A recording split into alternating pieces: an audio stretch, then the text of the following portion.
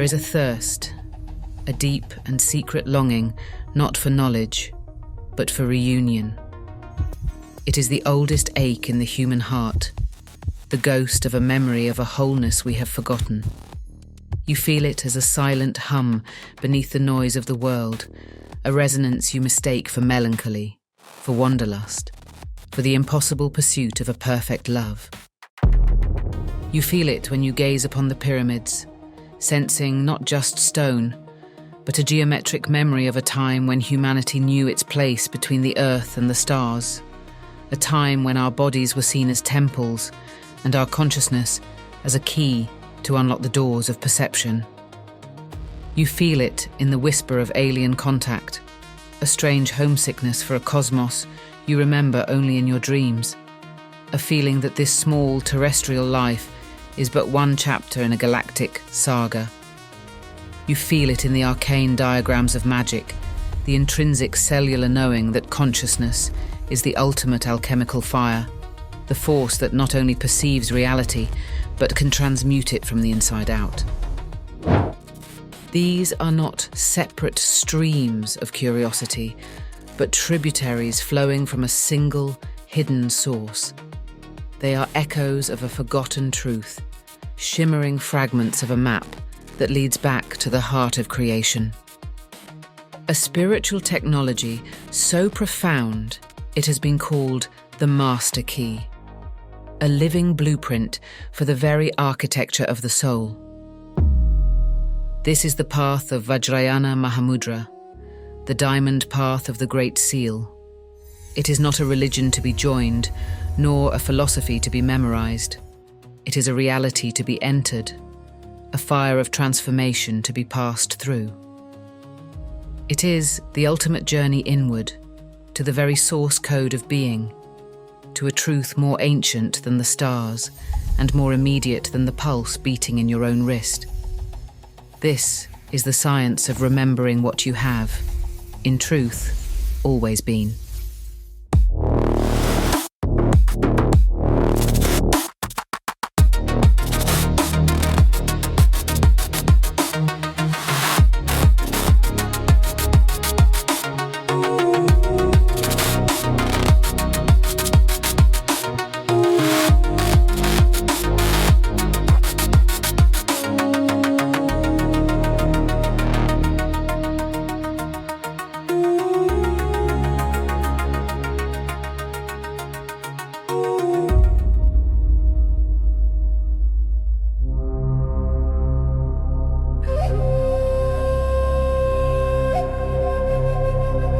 There is a feeling, a persistent and haunting intuition, that this waking world is a kind of dream, a shimmering, seductive, and often terrifying illusion projected onto the infinite screen of awareness. And within this grand cosmic theatre, we have become so lost in our roles, so mesmerized by the spectacular play of light and shadow, that we have forgotten we are not the actors, but the silent, empty, luminous screen upon which the entire drama unfolds. The Vajrayana is the science of that remembering. It is an inner technology, a set of keys meticulously forged and preserved in an unbroken golden chain of heart-to-heart transmission. It is a whispered lineage, passed not as dry theory, but as a living fire from one awakened heart to the next, for the sole purpose of waking from the dream while the body still walks the earth. This path is not born of books, but of direct vision. It is a river of wisdom that flows from the primordial darkness of ultimate reality itself, the Dharmakaya, the mind of all Buddhas. It was whispered, they say, directly to the wild and untamed yogi Tilopa as he sat in silent meditation. Tilopa represents the archetype of pure, unmediated realization, the master who needs no scripture because his own mind is the scripture. He is the cosmic orphan, unbound by convention, whose only authority is the direct knowing of truth. He passed this fire to his disciple, the great Pandit Naropa. Naropa was the opposite a brilliant, celebrated scholar, the chancellor of a great university, a man whose intellect was a fortress. To receive the transmission, he had to endure 12 terrifying trials, each designed to shatter his intellectual pride, to break open the fortress of his concepts, and to reveal the raw, vulnerable, and ultimately invincible nature of his own heart. His journey is the allegory for every seeker who must eventually leap from the safe precipice of knowing about the truth to the terrifying, liberating abyss of knowing it directly. The lineage fire was then carried over the treacherous, snow-capped Himalayas by Marpa, the translator. Marpa was no monk. He was a householder, a farmer, a husband, and a businessman with a fierce temper and an unquenchable thirst for truth. He risked his life and fortune 3 times to travel from Tibet to the spiritual hothouse of India, trading gold dust for golden teachings. He represents the possibility of enlightenment in the midst of a messy, ordinary life, proving that the monastery is not a place, but a state of mind. Marpa's heart student was the one whose name now echoes as the very soul of the Kagyu lineage, Milarepa. Milarepa is the ultimate archetype of alchemical transformation. He began as a sorcerer, a mass murderer steeped in the black arts, who, out of rage and grief, destroyed his enemies. Yet, consumed by a remorse so powerful it became its own form of fuel, he submitted himself to Marpa. He endured years of seemingly cruel abuse and impossible labours, building and demolishing stone towers with his bare hands, a process that physically and spiritually purged the immense darkness of his past. From the depths of that despair, he rose to become Tibet's greatest yogi, a being of pure light, whose spontaneous songs of realization, the dohas, still echo in the mountains, a timeless testament that no darkness is so profound that it cannot be transmuted into the radiant light of awakening. This is the path of the thunderbolt. Its central symbol is the Vajra, the indestructible diamond, the lightning flash of pure presence that shatters the bedrock of illusion. The Vajra represents the unshakable, adamantine nature of your own mind, the pristine clarity that can neither be created nor destroyed, stained nor improved. To travel the Vajrayana, the diamond vehicle, is to align yourself with this ultimate, indestructible truth. It is a swift, brilliant, and demanding passage that promises not comfort, but a radical and irreversible transformation. It does not offer you solace. It offers you the sword of your own wisdom to cut the ropes of suffering forever. To the scholar of Egyptian lore, who senses the deep science hidden within the hieroglyphs, this path offers a living Book of the Dead. It is a dynamic map through the inner bardo realms, the subtle landscapes of consciousness one traverses not only after death, but in every moment between thoughts. It promises the creation of the Ak, the transfigured spirit body of light, not as a posthumous hope, but as a living reality, a way to achieve a form of spiritual immortality by realizing the deathless nature of mind while still in the flesh. To the seeker of celestial contact, who scans the skies for signs of a greater intelligence, this path turns the telescope inward. It reveals that the truly ascended masters are not an alien race to be awaited, but a state of consciousness to be attained. The most profound encounters are not with beings from other worlds, but with the luminous, infinitely intelligent, and sometimes terrifyingly vast alien presence of your own unbound awareness. The higher dimensions are not in outer space. They are the subtle strata of your own mind, the hidden chakras and subtle channels that contain entire universes.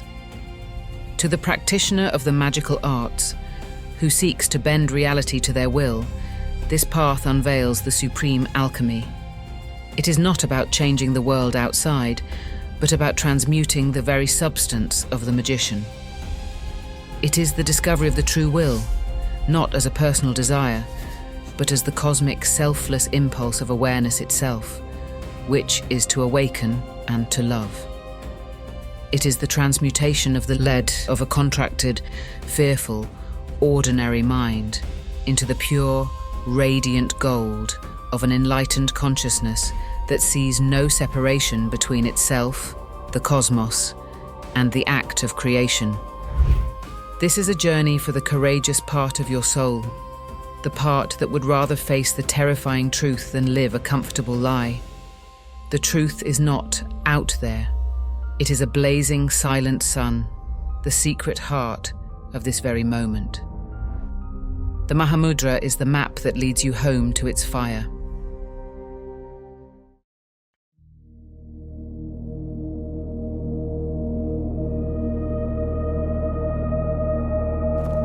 To walk this path is to become a student of the invisible. One must first learn the subtle physics of the mind, the architecture of existence that operates beneath the surface of the material world. This knowledge has been called esoteric, not to create an exclusive club of the enlightened, but to protect the unprepared from their own unpurified power. One does not approach the core of a star without the proper vessel. The energies and insights invoked on this path are real, potent, and can shatter a mind not yet stable enough to contain them. The secrecy is not a wall, but a vessel of reverence, ensuring the student is strong enough to hold the fire of truth without being consumed by it. The first law of this invisible architecture is karma, the universe's sacred and infallible echo. This is not a system of cosmic judgment, but a law of resonance, as impersonal, precise, and perfect as gravity. Every thought is a seed, a bija, planted in the fertile, unseen soil of your own mind stream. This soil is a vast, subtle field of potential known as the Alaya Vijnana, the storehouse consciousness. Think of it as the personal Akashic record, a deep ocean of mind where the energetic imprint of every action, word, and thought is stored, waiting for the right conditions to ripen. The universe does not punish or reward, it simply reflects. It returns to you with breathtaking precision the quality of the energy you project. Karma is the great cosmic loom, and your intention is the shuttle, weaving the fabric of the world you will inevitably inhabit. The grand stage upon which this artistry unfolds is the vast expanse of reincarnation. See it not as a repetitive punishment, but as the soul's epic poem, a divine curriculum written across countless lifetimes. Consciousness, in its limitless quest for self-knowledge, puts on endless masks and plays endless parts. It is a grand, cyclical education in empathy. You learn the nature of aggression by being the aggressor and by being the victim. You learn the nature of love by giving it and by having it withheld. You are the queen and the pauper, the saint and the sinner.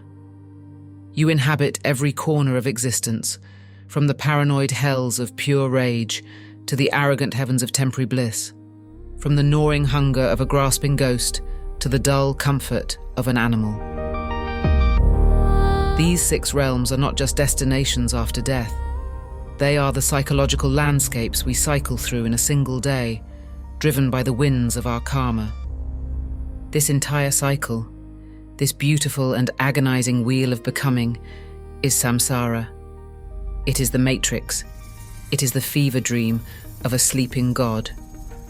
It is a shimmering, holographic cage built not from steel, but from the invisible bars of our own primal ignorance, our own fundamental misreading of reality. At its heart is the belief in a solid, separate self. From this one error, this single glitch in the cosmic software, the entire dualistic world of subject and object, pleasure and pain, hope and fear, is generated. The engine that drives this perpetual motion machine of illusion is described in the 12 nidanas, the 12 links of dependent origination. It begins with the first link, primordial ignorance, avidya, the simple, non-culpable failure to recognize our true nature. This ignorance gives birth to the second link, karmic formations, the subconscious patterns and impulses that propel us into action. This leads to the third, consciousness, a flicker of dualistic knowing that plants the seed of a new life. From this arises the fourth, name and form, the psychophysical vehicle we inhabit. This vehicle develops the fifth link, the six senses, the portals through which we experience the world. This inevitably leads to the sixth contact, the meeting of sense organ and sense object. Contact gives rise to the seventh, feeling, the raw data of pleasure, pain, or neutrality. And here, at this crucial juncture, arises the eighth link, craving, tanha.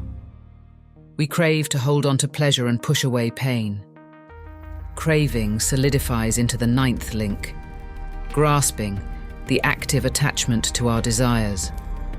This grasping is the fuel for the 10th link, becoming, the powerful momentum toward a future existence. This momentum culminates in the 11th link, birth, and the inevitable 12th link, the sorrowful cycle of aging and death. This 12-step engine is the software of our imprisonment. To break the chain at any point, especially at the link of craving, is to begin the great unraveling of the entire illusion. This is possible because of the deepest secret, Buddha nature. Within every being lies a silent, radiant sun, an indestructible core of pure, awake, and loving consciousness. This is not a thing, but the very potentiality for experience itself. It has two inseparable qualities.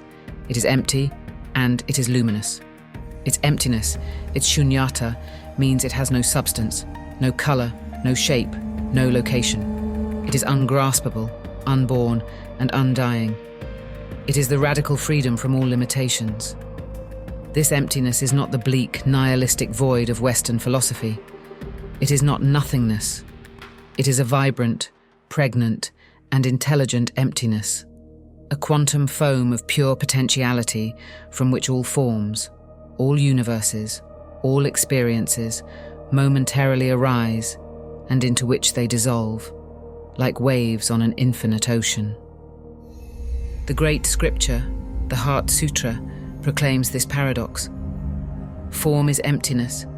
Emptiness also is form. The world we see is like a rainbow, vividly appearing, yet without any solid substance. It is a magical display. And this emptiness is simultaneously luminous.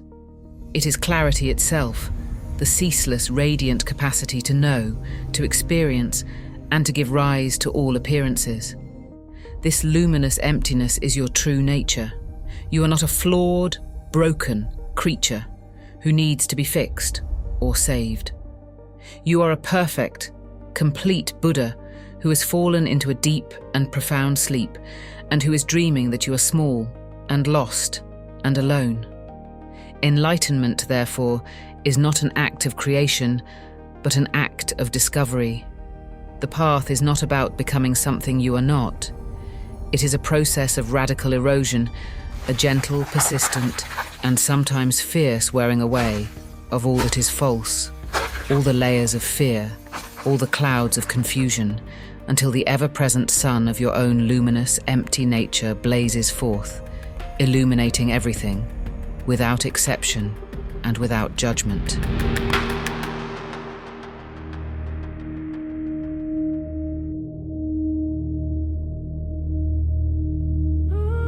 With the landscape of this inner cosmos understood, we can now unfold the map. This is the blueprint of the path itself, its name Mahamudra, the Great Seal. Imagine a royal seal, which when pressed upon hot wax, leaves the perfect impression of its own intricate design.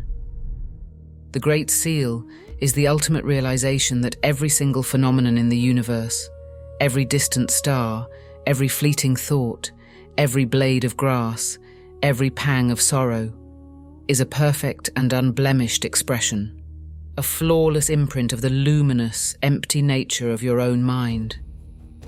It is the shocking, liberating discovery that consciousness and the cosmos are not two things, but an inseparable single gesture of miraculous, self-aware appearance. On this formidable expedition, you are not sent out alone. You are given a cosmic alliance, a trinity of grace known as the Three Jewels. The first is the Buddha. This is not merely the historical man, but the awakened state itself, the realized possibility that serves as the North Star for your own journey. The second is the Dharma, the teachings themselves, the map, the operating manual for reality, the timeless truth that sings in the heart of all things. The third is the Sangha, the community of fellow travelers, your spiritual crew, who hold a mirror to your progress and offer a hand when the path grows dark. And then there is the guide, the guru. In the Vajrayana, the authentic guru is the torchbearer in the dark, the one who carries the living flame of an unbroken lineage. A true guru does not ask for your power, but shows you your own. Their function is not to be worshipped, but to act as a mirror, to sing the note of your own true self so clearly that it awakens the same resonance in you. The journey inward begins with a profound inner alchemy, a series of 4 foundational practices known as the 4 preliminaries, or Nyundro. This is not a mere set of exercises, but a sacred and often arduous alchemical operation designed to completely rewire your being, each part performed hundreds of thousands of times. First, you perform prostrations while taking refuge. This is not an act of subservience, but a full-body dissolution of egoic pride. Each prostration purifies the body's subtle channels, confronts your deepest resistances, and aligns your being with the principle of enlightenment, visualized as a vast, luminous tree of refuge, brimming with all the awakened masters of your lineage. Second, you engage in the intensive purification practice of Vajrasattva. Reciting a sacred 100-syllable mantra, you invoke the archetypal energy of pristine purity. You visualize Vajrasattva, a being of pure white light, adorned with ornaments symbolizing the perfection of enlightened qualities, holding a Vajra of skillful means and a bell of wisdom. From his heart, a torrent of brilliant, white, blissful nectar washes through every cell and atom of your being, dissolving lifetimes of negative karma, trauma, and obscurations, like ink being washed from a cloth by a powerful stream. This is a deep psychic and energetic cleanse, employing the 4 powers. The power of sincere regret, the power of reliance on the enlightened source of purification, the power of the antidote itself, and the power of resolve to not repeat those patterns. Third, you perform the mandala offering. This is a radical cure for the poison of poverty consciousness and attachment. In a grand, imaginative gesture, you offer not just a small token, but the entire universe, mystically beautified and perfected, to the field of enlightenment. You offer the sun, the moon, the galaxies, all the treasures of the world, and all the imagined treasures of the gods. This act of supreme generosity shatters the chains of clinging and expands the mind to a cosmic scale, generating immense positive energy or merit that fuels the journey. And fourth, and most essential, is Guru Yoga. This is the practice of merging your mind with the enlightened mind of the guide. You visualize your guru in a form of radiant light, as the living embodiment of all Buddhas and the entire lineage. You make fervent prayers, opening your heart with intelligent devotion, and receive their blessings as streams of light that enter and transform you. This is visualized as receiving the 4 empowerments. A white light radiates from the guru's forehead to your own, blessing your body and purifying its obscurations, giving you the power to practice the creation stage. This is the vase empowerment. A red light radiates from the guru's throat to yours, blessing your speech and purifying its obscurations, giving you the power to practice the subtle energy work. This is the secret empowerment. A blue light radiates from the guru's heart to yours, blessing your mind and purifying its obscurations, giving you the power to realize the ultimate nature of reality. This is the wisdom knowledge empowerment. Finally, a 4th, invisible light radiates from all 3 centers, blessing your entire being, purifying the most subtle obscurations, and introducing you to the nature of Mahamudra itself, the 4th empowerment. The guru then dissolves into a sphere of light and merges inseparably with your own heart center. This is not a loss of self, but an expansion of self into the vastness of the awakened mind. It is the ultimate act of receiving the adhisthana, the transformative blessing of the lineage that makes the direct recognition of your own nature possible.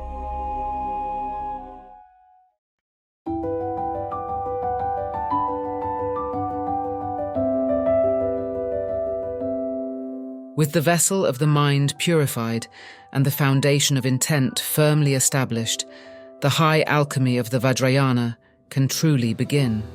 This is the path of direct transformation, the activation of your divine potential through the sacred technologies of mind, energy, and form.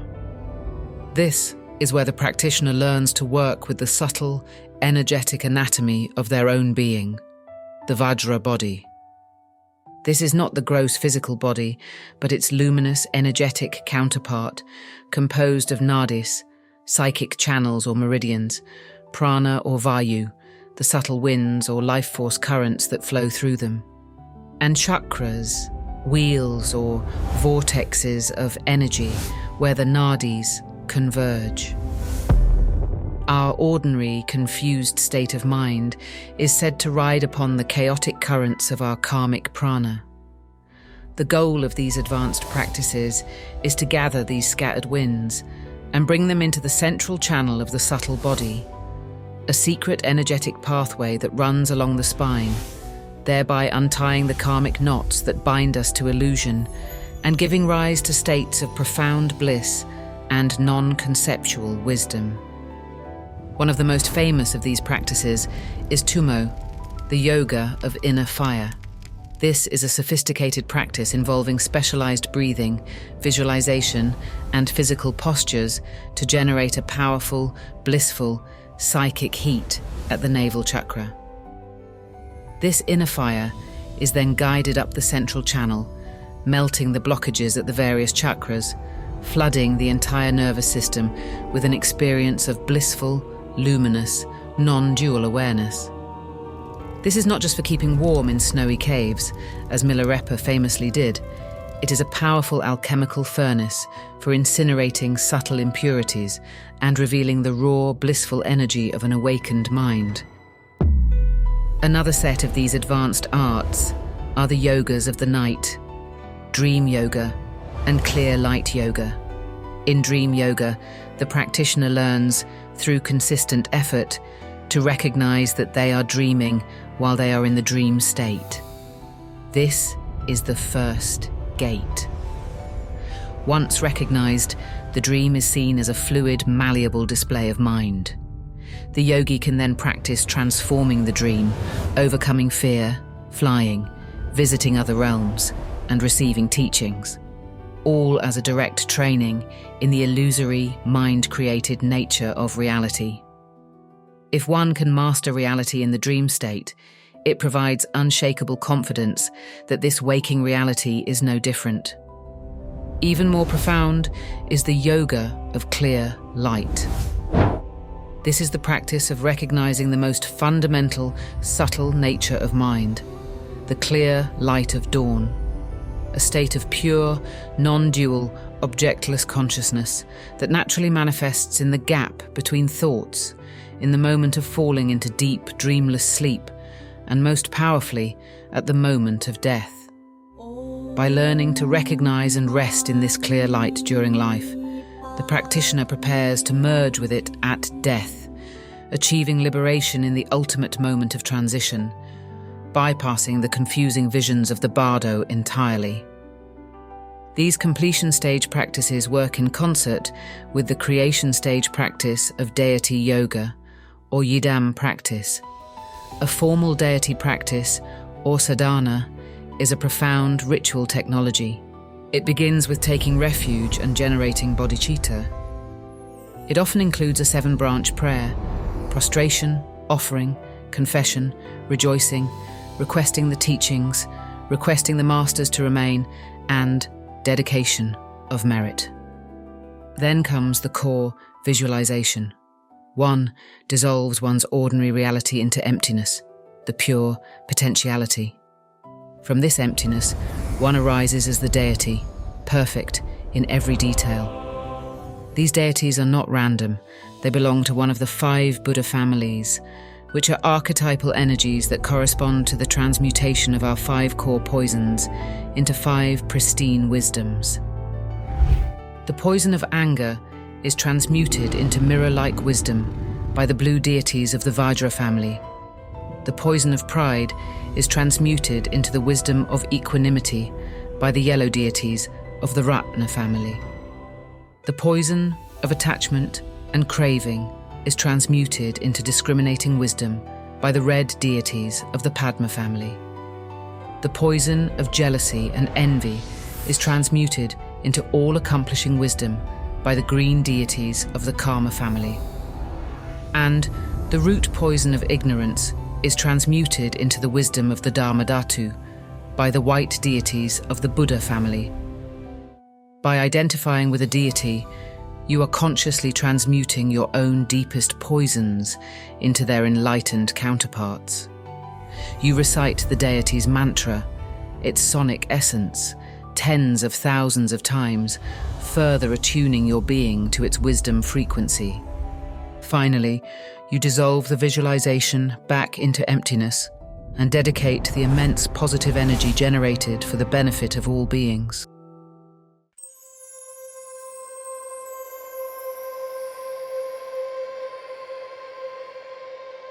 What is the summit of this incredible mountain? What is the final, incandescent fruit of this great alchemical work? It is a transformation so total, so absolute, that it defies all human language and shatters all concepts. It is enlightenment, experienced through a progressive unfolding of insight known as the 4 yogas of Mahamudra. First comes one-pointedness, where the turbulent mind, tamed through shamatha, finally learns to rest, stable and clear, upon its own nature, like a hummingbird perfectly still in the air. Second is simplicity, or freedom from conceptual elaboration, where the mind ceases to compulsively chop reality into bits of language and labels. The world is perceived directly, nakedly, free from the prison of thought.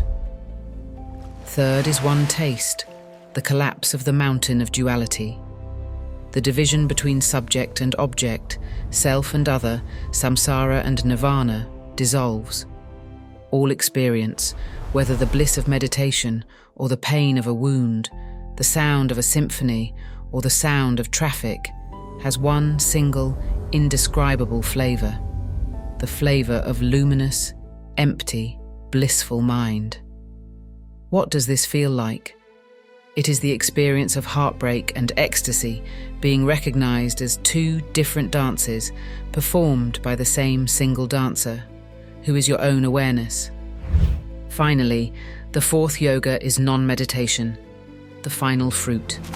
There is no longer a path to be walked, a state to be achieved. The distinction between meditation and post-meditation vanishes. One abides effortlessly, 24 hours a day, in the vast, open, natural state, a state of supreme, dynamic, and compassionately responsive presence.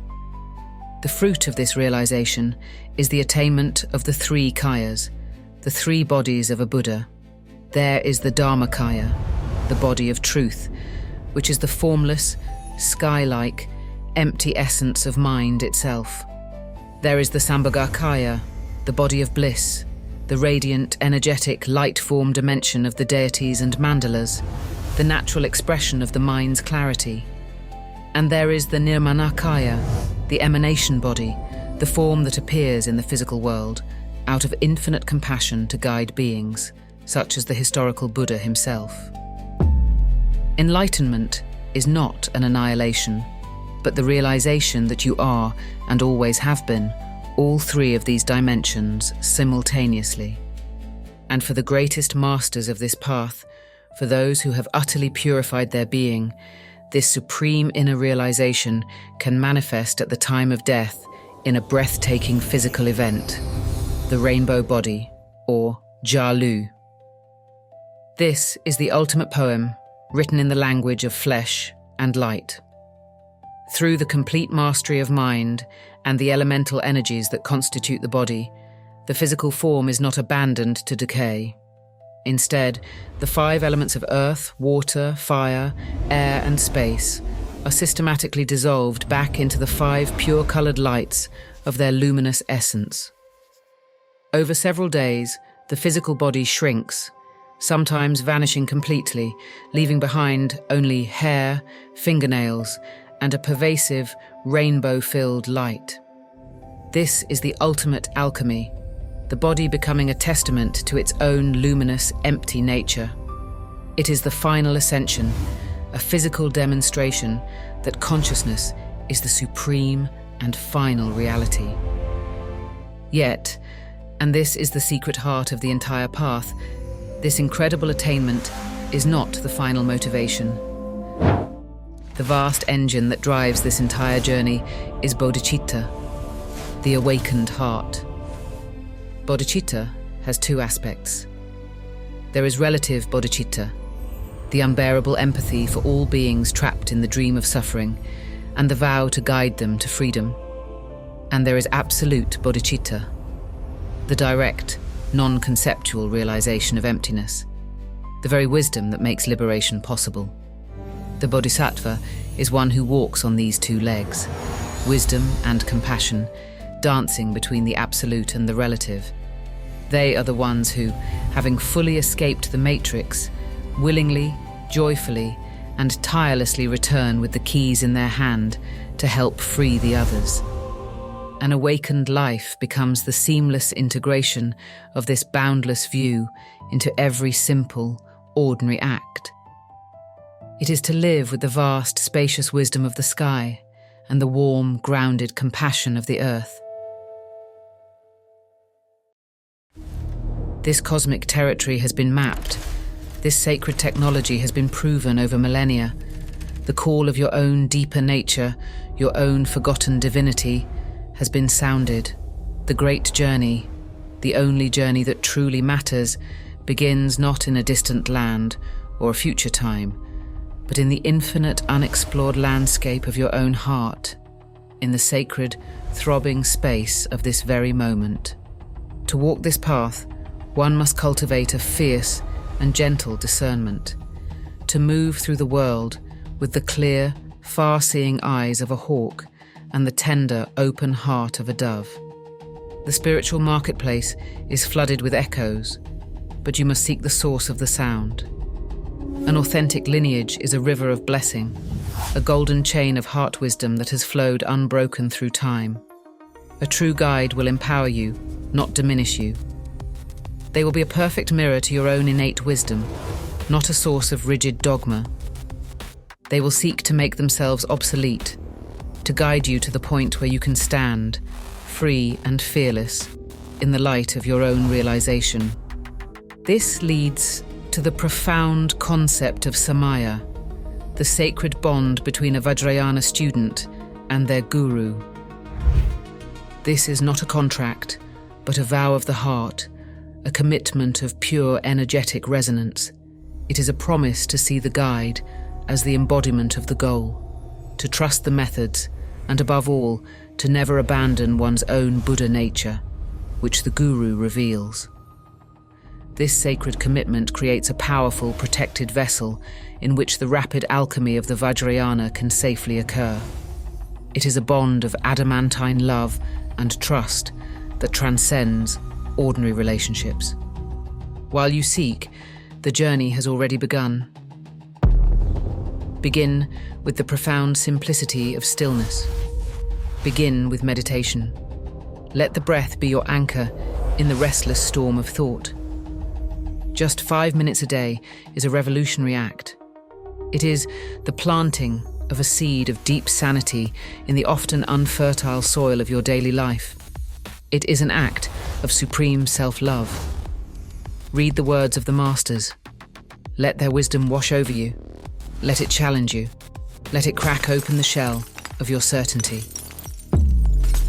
See what resonates not with your busy intellect, but with the quiet, intuitive, knowing place deep within you. And above all, be patient and kind with your own becoming. This is not a race to a finish line. It is the great homecoming. It is the hero's journey into the center of your own heart. And every hero faces dragons, deserts, and the dark night of the soul. Embrace it all as the sacred curriculum of your own awakening, and cultivate devotion, not a blind faith in a personality, but an intelligent, open-hearted humility, a recognition that the arrogant intellect alone cannot cross the final abyss into the boundless mystery. Devotion is the fuel for the diamond vehicle. It is the warmth that makes the heart soft and receptive to the blessing of truth.